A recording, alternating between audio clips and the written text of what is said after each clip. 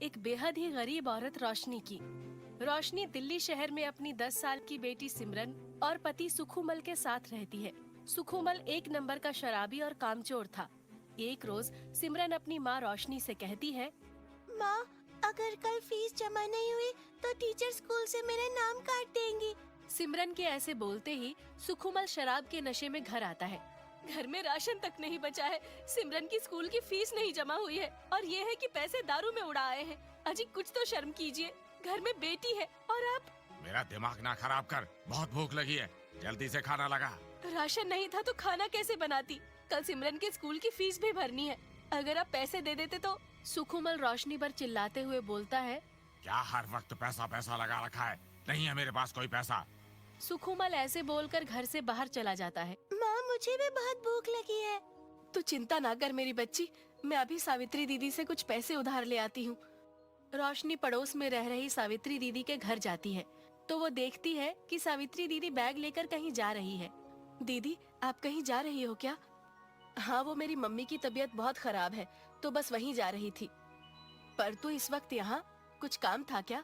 रोशनी सावित्री से पैसे की बात नहीं बोल पाती कि तभी सावित्री रोशनी से कहती है, तुझे पैसे चाहिए ना, तो इसमें शर्माना कैसा? ये पकड़ पूरे 5,000 रुपए, और तुझे ये पैसे मुझे वापस करने की भी जरूरत नहीं है।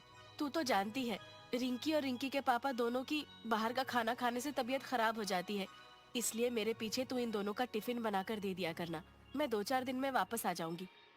रोशनी पैसे लेकर खुशी खुशी घर आ जाती है। वो सुबह होते ही सबसे पहले सिमरन की स्कूल फीस जमा कर देती है। उसके बाद वो रिंकी और रिंकी के पापा का टिफिन तैयार करके उन्हें दे आती है।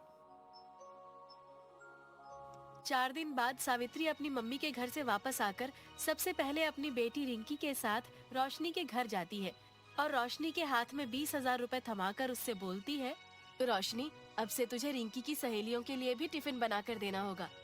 क्या खाना बनाते हो आंटी आप तो? मेरी सहेली जो कि हॉस्टल में रहती है, उन्होंने तो आपका बनाया खाना खाकर बाहर के खाने को ना कर दिया, इसीलिए कल से आप उनका टिफिन बनाकर मुझे दे दिया करना। रोशनी की आंखों में खुशी के आंसू थे। वो भरे मन से सावित्री से कहती है, दीदी समझ नहीं आ रहा कि मैं आपका धन्यवाद किस तरह करूं। आपने तो मेरी बहुत बड़ी समस्या ही दूर कर दी। मैं तेरे घर की हालत जानती हूँ और सुखमल भाई को भी। अब तुझे किसी के आगे पैसों के लिए हाथ नहीं फैलाने पड़ेंगे, ना ही सुखमल भाई के आगे पैसों या किसी भी सामान के लिए तुझे गिड़गिड़ाना पड़ेगा। रोशनी अगले ही दिन से रिंकी की सहेलियों के लिए टिफिन बनाकर भेजने लगी।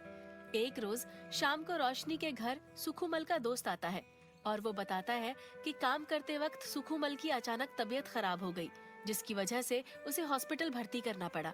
रोशनी बिना देरी किए हॉस्पिटल पहुंच जाती है, जहां डॉक्टर रोशनी से कहती है, ज्यादा शराब पीने की वजह से इनके लिवर में दिक्कत है और उसके इलाज के लिए पूरे 50,000 रुपए लगेंगे। अगर इलाज समय पर शुरू नहीं किया तो इन्हें कभी भी कुछ भी हो सकता है।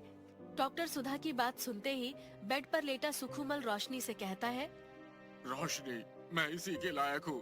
मैंने सदा तुझे दुखी ही किया है, इसलिए अच्छा होगा कि मैं मर ही जाऊँ। अजी आप कुछ ना कहो, भगवान ने चाहा तो सब ठीक हो जाएगा। ऐसे बोलकर रोशनी सावित्री दीदी के पास जाती है और उन्हें सारी बात बताती है। मेरे हिसाब से तुझे अपना टिफिन सर्विस का काम खोल लेना चाहिए। इस काम से तू हर महीने अच्छे पैसे कमा पाएगी। इनके ऑफिस में करीब 50 लोगों का टिफिन रोज भेजना है, तो तू इतना सब खाना बना पाएगी ना? रोशनी सावित्री दीदी की बात से बहुत खुश होती है और अगले ही दिन से रोशनी टिफिन सर्विस के नाम पर काम खोल लेती है। कुछ ही दिनों में उसका काम अच्छा चल पड़ता है। वो अपने पति सुखुमल का इलाज कराकर उसे हॉस्पिटल से घर ले आती है। घर आकर सुखुमल देखता है कि रोशनी अकेले ही बहुत सारा खाना बनाकर टिफिन पैक करके उन्हें ऑफिस तक पहुंचाती है। ये सब देखकर सुखुमल को अपने ऊपर बहुत शर्म आती है। रोशनी, तूने अकेले ही कितना सब संभाल लिया है। एक मैं हूँ जिसने जो भी कमाया सब शराब पीने में उड़ा दिया, मगर अब ऐसा नहीं होगा। मैं भी तेरे साथ तेरा हाथ बटाऊंगा और शराब को आज के बाद कभी हाथ नहीं लगाऊंगा। अगले ही दिन से सुखुमल भी रोशनी टिफिन सर्विस के काम में हाथ बटाने लगा।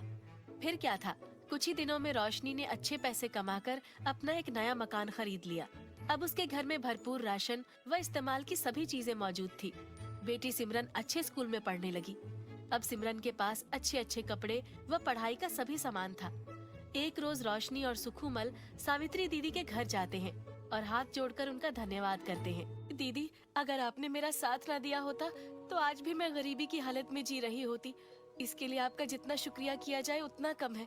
सच में आप तो हमारे लिए किसी भगवान से कम नहीं हो। सावित्री रोशनी व सुखुमल से कहती है, अरे अरे बस करो, अब मेरी इतनी तारीफ करके मुझे रुलाओगे क्या? मुझे खुशी है कि मैं किसी के काम आ सकी, पर इसमें मेहनत तो तुम्हारी ही है। बस तुम सदा ऐसे ही मेहनत करते रहना और खूब नाम कमाना।